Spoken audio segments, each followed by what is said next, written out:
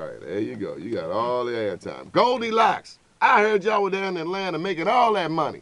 Making all that noise, what we was doing. We did do the Warner Brothers 2011 Midsummer Show. Hmm. And it was great. We sold out in 2 days.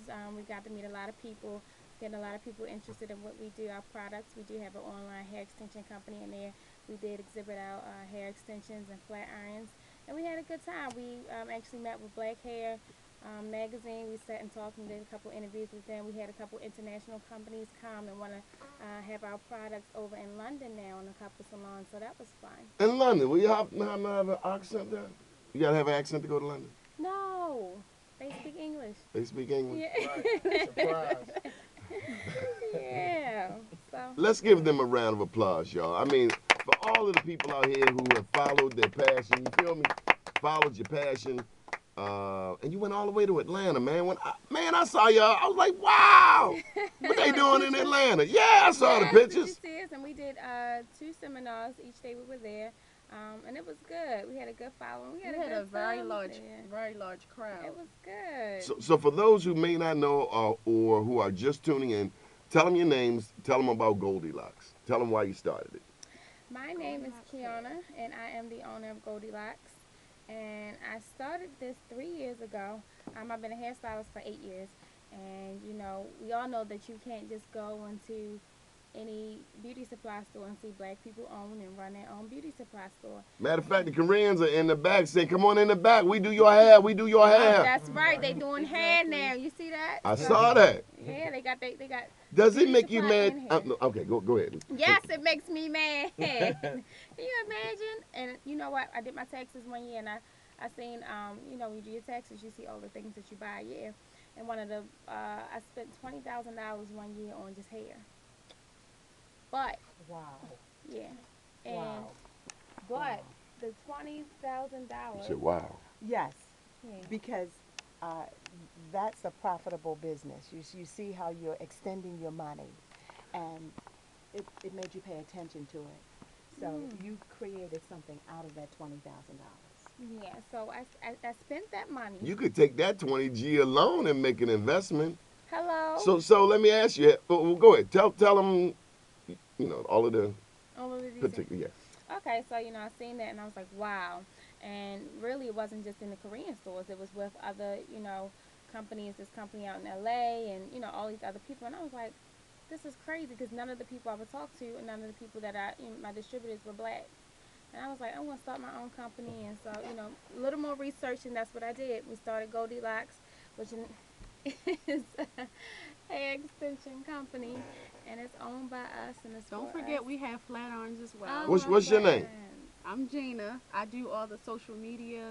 I'm the communication. She the one that will tag you in a minute. Yes, I sure will. But some good stuff. I mean, when you think about it, you know, black people have $800 billion in annual disposable income nationally. In this area, D.C., Maryland, $45 billion. But if you spending 20 G's on hair, I mean, what's the average? What do you figure the average system? No, not on my own hair. $20,000 on hair for customers. Just, you know, the I was gonna say you was a wee vet. Oh, well, I'm glad you clarified that. Let me Thank you, brother. $20,000 on just purchasing hair for clients. Just, you know, for I got business, you. Yeah. So, what would happen if 2 or 3 salons joined you in the purchase of hair? If we began to buy even larger quantities at a lesser price, do you foresee that happening? Oh, definitely. You know, a lot of that happens, you know, 'cause people are starting to really just get into this hair. So other people are doing research, and the only thing is, as black people, we don't always work together. And that was one of the biggest things we seen even when we were in Warner Brothers. People would come past and look at our station and be like, They were hating on you? they was, you know, it just was like they never seen another black person own a business when everybody there was black, and it was just amazing. So It's almost as if black people don't like to share. Yeah, That's what it was like we stingy. I told you. Like we can't all Told do you, you this stingy together. Baltimore. It was crazy, and we would even go around to the other stations and, you know, just get information on other people, because there was a lot of people there. A lot of people had a lot of good stuff there, and then a lot of people weren't all from the same places. It was probably maybe just 2 businesses from Baltimore, but everybody else was from, you know, all the way from California, on up, you name it, they Like were the there. lady came all the way from London to come there. Like that was, Yeah. it was crazy. People were from all over, but the biggest thing that I did see was that a lot of people were stingy because we had such a huge crowd. Other people, other businesses were coming over to us trying to figure out what did we have, what were we doing. And how did you, debrief yourself? How did how did that translate to you and your mind and your spirit and your business plan? What did you think? I mean, what were you feeling? I just felt like we really need to reach out to these people because a lot of them just wanted to know how we got started, what were we doing, what did we have, could we give them some help. So a lot of times when it was all said and done, we would take their business card and ask them where were they from, give them out, email information so we could stay in contact. Because you never know who has something that you don't have or know something that you may not know. The funeral director, the beauty salon, the barber shop are typically three black supported, 100% supported businesses. Right. And all three, those are the last three bastions of black economic power. And we're losing them. We're losing even those because we don't own much of anything. The supplies. But not only do we not own, we don't support either.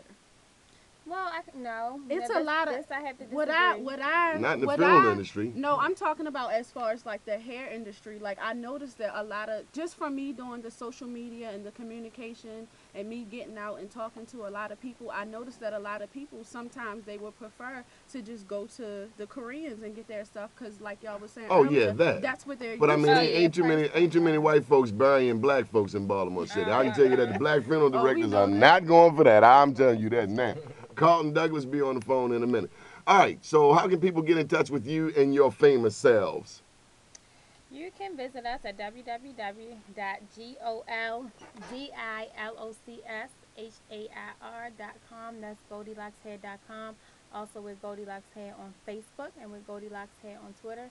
We Yes. also take all phone orders and we'll be more than happy to help you at 1-800-439-1979. Put that phone number one more time like you want one of them older ladies to remember. She driving.